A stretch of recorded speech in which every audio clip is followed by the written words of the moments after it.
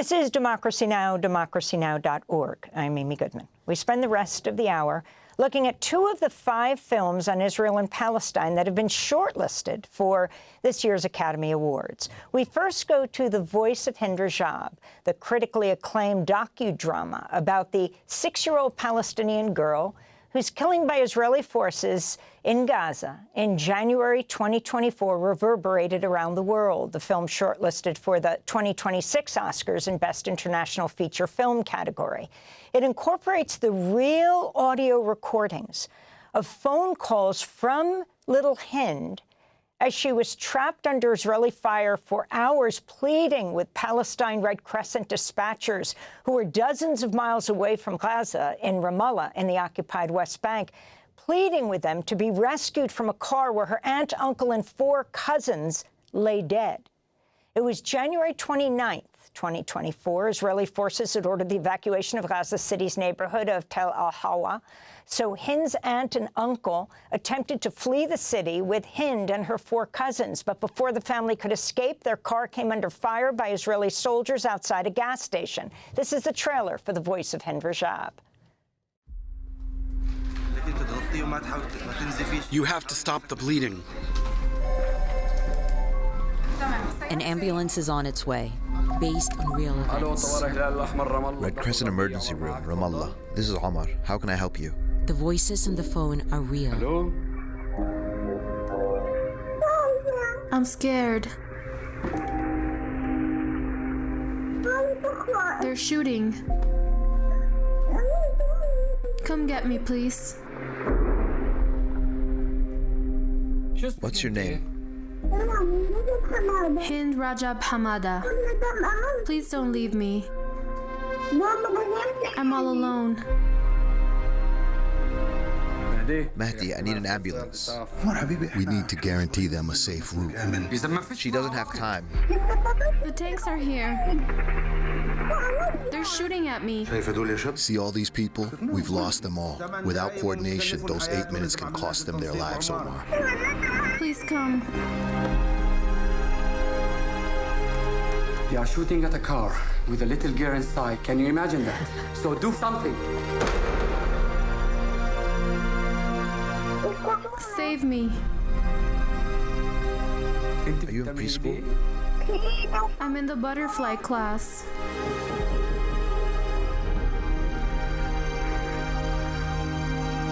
And Yes? We're coming to get you. Please don't leave me. I'm afraid of the dark. There's still some light left. We still have some time. That's the trailer for The Voice of Hind Rajab. As the Red Crescent dispatchers speak with Hind, colleagues are trying to get an ambulance to her, which required coordination with and approval by Israeli authorities. The Palestine Red Crescent Society later said Israeli forces also targeted its ambulance as it arrived on the scene. The emergency workers, Yusuf al-Zeino and Ahmed al-Madhoun, had found their way to Hind, but were killed by Israeli forces just yards away from Hind's family car.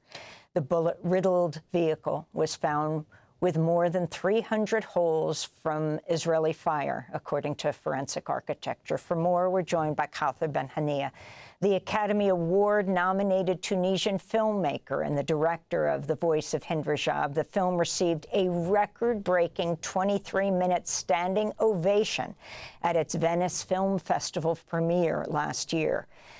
Kaouther's other films include the Oscar-nominated 4 Daughters and The Man Who Sold His Skin. Welcome to Democracy Now! It's an honor to have you with us. Thank you. This is Tunisia's official entry into the Oscars. You actually filmed this in Tunisia, though it is, and so that people, except for Hind's voice, are actors who are playing the Red Crescent workers.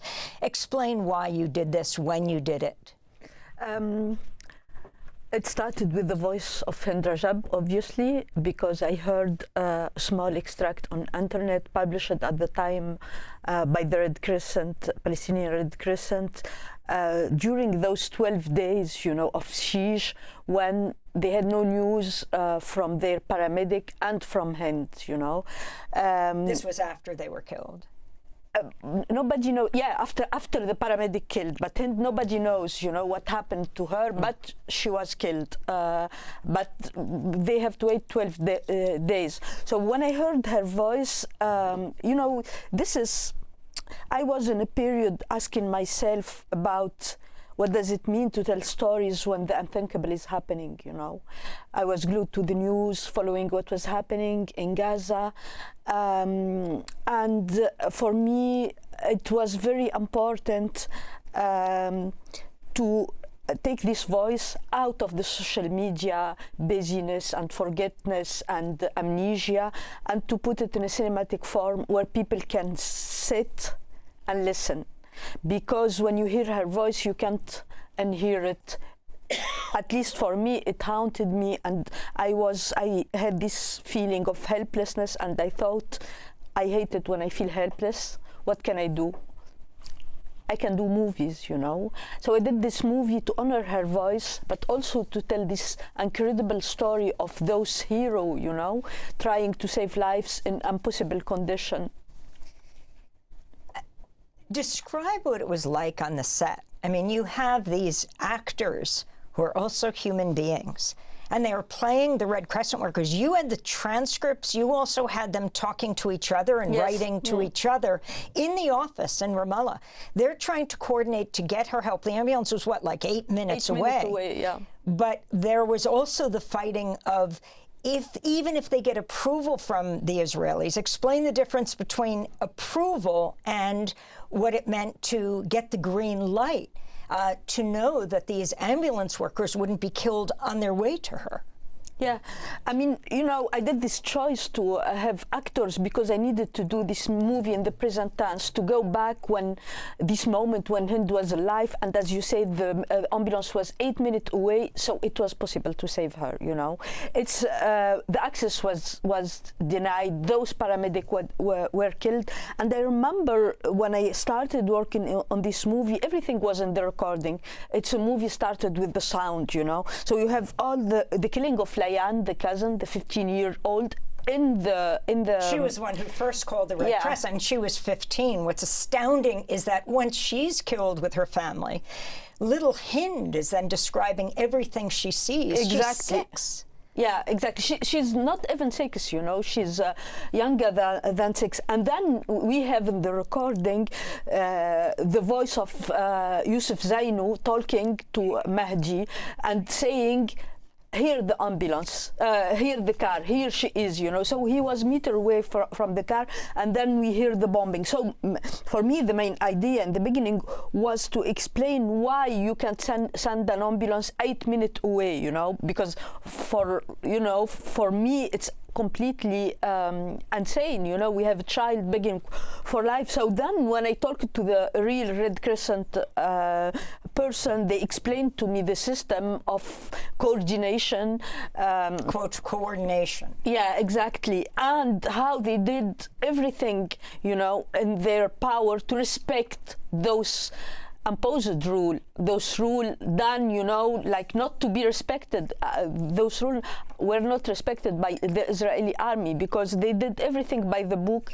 They sent the ambulance, and the ambulance was bombarded. And at this moment, since I did this movie with this form where actors are portraying real people, I knew for the audience that I need to have a clear contract. Those are actors, and even actors can't act this, story.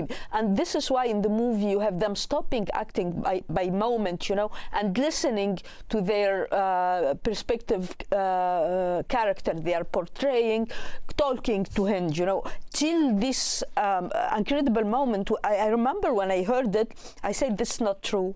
When they bombarded the ambulance coming to rescue little Hind, it was true. So for me, it was very important at this point to go to something archival, documentary, and we see in the movie that we have the actors acting, but at the same time, I had a lot of chance to have an archive of this moment because one of their colleagues in the Red Crescent filmed them So I did this scene to go out of, you know, the acting, to go to the archival moment. And in the office, in the Ramallah Red Crescent office, are the pictures of the past dead ambulance and paramedics to remind them how dangerous it is even for them. I want to end with this clip of Voice of Hind Rajab, where we hear two Palestine Red Crescent dispatchers in Ramallah in the occupied West Bank. Again, they are actors who answer Hind Rajab's call. The call is real, as she pleads to be rescued. What is your name? There's no one with me. What's your name? There's no one with me. I can't hear your name. I'm Omar. What's your name? My name is Hanoud. What's your name?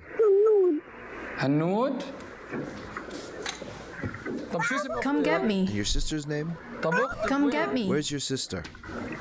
I will, but where's your sister? I don't have one. Mehdi. A 6-year-old girl is still hidden in the car. A 6-year-old girl in the car? And the others? The others, I don't know. She says she's alone. She's on the line with me. Who's on the line with you? The girl. Is she a member of the Hamada family? Ask her.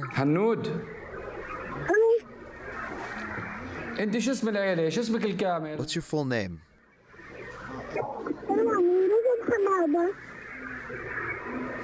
هند رجب حمادة. طب يلا ماشي. طب تخبي تحت الكراسي. Hide under the seat. Don't let anyone see you. Stay with her. تمام. Okay? Yes. Another clip from the Voice of Hind Rajab. You got the blessing of Hind's mother, who was not in the car, to do this film. Yeah, it was one of the first things I did before even taking the decision to make this movie, because it's her daughter and I need her approval, not only her approval, but also her blessing. So I called her, and she was at the time still in Gaza. Thanks God she's been evacuated, and she was mourning, but also she was moving from one house to another. She couldn't, you know, but she's for me the example of resilience. And she told me, my daughter is not the only child killed this way in Gaza. I want justice for my daughter, and if your movie can help, please do it. So, and for me it was, you know, very important to do this movie. And I want just to say that we met recently with Hind mother at Doha Film Festival. They invited the 4 real Red Crescent employees with my actors, and we gathered around Hind mother, and she was feeling so how to say, a lot of courage, because she was meeting audience after every screening. And for her it was like a funeral, you know, because she didn't have a proper funeral for her daughter in Gaza at the time. So in every screening she arrives when the credit roll to talk with the audience and to see that they are sharing her pain.